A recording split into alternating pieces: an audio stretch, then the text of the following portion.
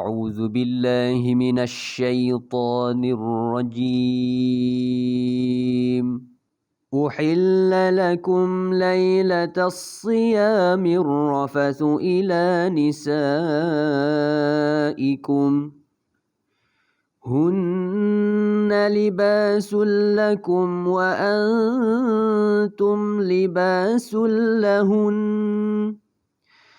علم الله أنكم كنتم تختانون أنفسكم فتاب عليكم وعفى عنكم فالآن باشروهن وابتغوا ما كتب الله لكم وكلوا واشربوا حتى يتبين لكم الخيط الأبيض من الخيط الأسود من الفجر ثم أتموا الصيام إلى الليل ولا تباشروهن وأنتم عاكفون في المساجد تلك حدود الله فلا تقربوها كذلك صدق الله العظيم. Assalamualaikum warahmatullahi wabarakatuh. Bismillahirrahmanirrahim. Alhamdulillah wassalatu wassalamu ala Rasulillah Sayyidina Muhammad wa ala alihi wa sahbihi wa mawalah. Salam Ramadan Karim. Sedang hadirin yang dirahmati Allah Subhanahu wa taala. Bertemu sekali lagi dalam rancangan siri tadabbur tafsir mubin. Dan pada kali ini insya-Allah kita akan membicarakan perihal firman Allah Subhanahu wa taala daripada surah Al-Baqarah ayat ke-187. Saya akan bacakan sedikit daripada ayat tersebut dan kita akan bersama-sama membincangkan akan tafsiran para ulama berkaitan dengan ayat ini insya-Allah. A'udzu billahi minasyaitonir rajim. Uhilla lakum lailatas siyamir rafathu ila nisaikum hunna libasul lakum wa antum libasul lahun. Shadaqallahul azim. Sidang penonton yang dirahmati Allah Subhanahu wa taala. Dalam membicarakan ayat ini, kalau kita melihat ia adalah berkaitan dengan apa yang sedang kita jalani pada hari ini, iaitu kita sedang berada dalam bulan Ramadan Al-Mubarak. Dan pastinya kita semua dalam keadaan sedang berpuasa, dalam keadaan kita ini sedang mengharapkan rahmat dan keampunan daripada Allah Subhanahu wa taala dengan ibadah puasa kita. Dan tahukah sidang penonton yang dirahmati Allah, bahawa puasa itu ada tata caranya. Puasa itu ada adab-adabnya. Dan puasa itu juga ada peraturan-peraturannya. Jadi apabila Allah Subhanahu wa taala menyebutkan ayat ini, ia adalah berkaitan dengan satu perkara yang suatu ketika dahulu dilarang oleh Allah Subhanahu wa taala pada waktu malam pada bulan Ramadan. Apa dia? Iaitu perbuatan bersetubuh di antara suami dan juga isteri. Kalau kita melihat daripada satu riwayat yang telah pun diriwayatkan oleh Al-Imam Al-Bukhari daripada Al-Barra' Ibn Azib radhiyallahu anhu, bahawa pada bulan Ramadan semua penganut Islam tidaklah bersetubuh dengan isteri mereka baik pada waktu malam ataupun siang hari. Akan tetapi ada sebahagian kecil daripada kalangan sahabat yang telah pun melakukan larangan itu. Hal ini sebenarnya akhirnya Allah Subhanahu wa taala telah pun menurunkan ayat ini sebagai apa? Sebagai satu keringanan kepada umat Islam. Dan ini juga menunjukkan betapa agama Islam itu amatlah meraihkan akan keringanan kepada para umatnya. Sebagaimana sabda Nabi SAW, "Inna hadzal dina yusrun." Sesungguhnya agama Islam itu adalah mudah. Namun kita perlu ingat bahawa sekalipun agama Islam itu mudah, tetapi kita tidak boleh memudah-mudahkan ataupun mempermainkan akan agama Islam. Sidang penonton yang dirahmati Allah Subhanahu wa taala. Di sini kalau kita lihat Allah Subhanahu wa taala telah menggunakan bahasa yang sangat lunak.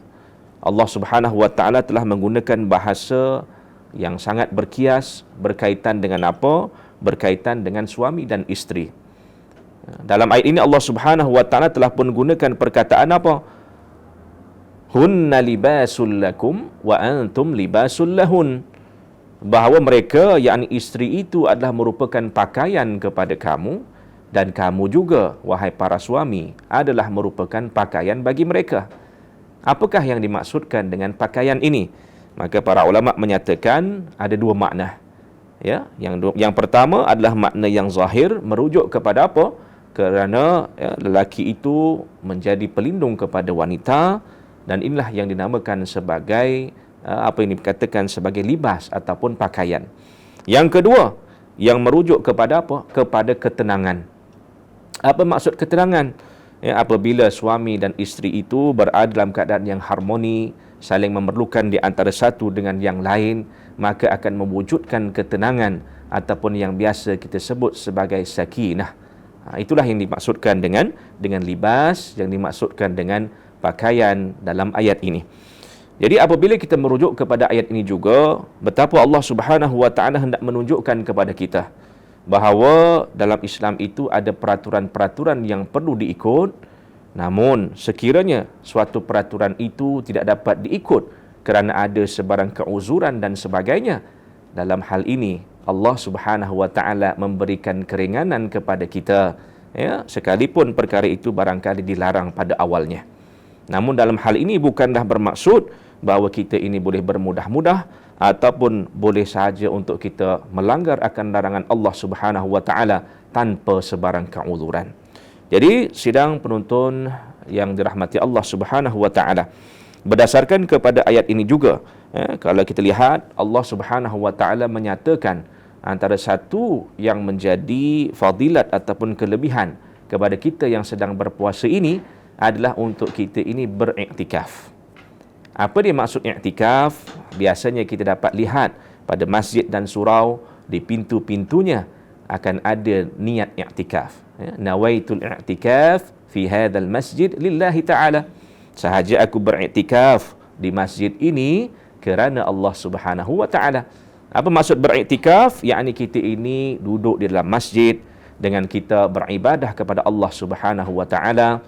Dan kalau kita lihat, ini juga adalah satu daripada makna kita mendirikan bulan Ramadan. Jadi sama-samalah kita ambil peluang ini untuk kita mendirikan bulan Ramadan Al-Mubarak dengan 3 perkara, iaitu yang pertama dia. Yang pertama apa dia? Iaitulah dinamakan sebagai siam ataupun berpuasa. Inilah sudah tentu tuntutan yang paling utama dalam bulan Ramadan. Yang kedua ialah qiyam, yang merujuk kepada mendirikan bulan puasa ataupun Ramadan itu dengan pelbagai amalan, termasuklah kita beriktikaf, termasuklah kita solat sunat tarawih dan juga amal ibadah yang lain. Dan yang ketiga iaitu Al-Quran. Janganlah sesekali kita leka, janganlah sesekali kita ini lupa untuk membaca Al-Quran pada bulan Ramadan. Kalaupun tak dapat baca sampailah khatam, jangan sampai kita langsung tidak membaca Al-Quranul Karim. Dan kalau dapat juga kita baca Al-Quran itu dengan tafsirnya, mudah-mudahan kita dapat kefahaman yang mendalam terhadap apa yang kita bacakan, insya-Allah. Jadi mudah-mudahan apa yang kita kongsikan pada hari ini akan ada manfaatnya dan dapat kita sampaikan kepada yang lain. Kita bertemu lagi dalam siri tadabbur tafsir mubin pada kali yang lain. Aqulu qawli hadha wa astaghfirullahal azim li wa lakum. Wassalamu alaikum warahmatullahi wabarakatuh.